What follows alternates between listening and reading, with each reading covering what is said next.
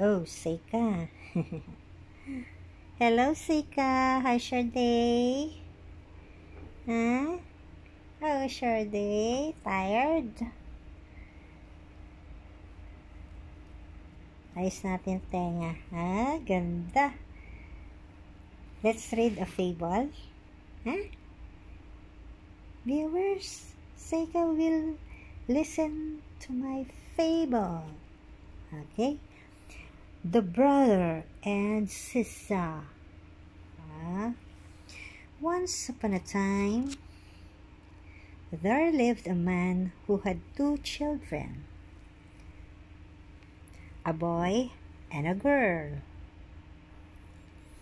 Everyone thought that the boy was very good-looking, but it was generally agreed that the girl was very plain.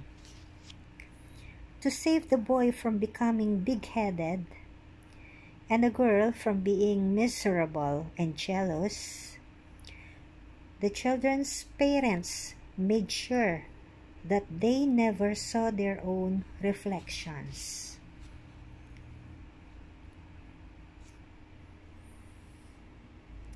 However, one day, they went to play in their mother's chamber, where their mother had forgotten to hide her mirror. The children saw their own features for the first time. The boy saw how handsome he was and began to boast to his sister. But she was ready to cry at her plainness and took this as an insult.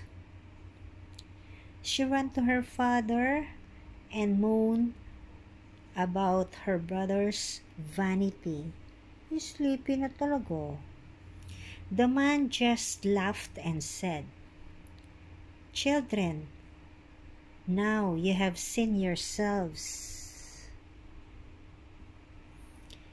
Learn to make positive use of the glass. My boy, strive to be as good as it shows you to be handsome.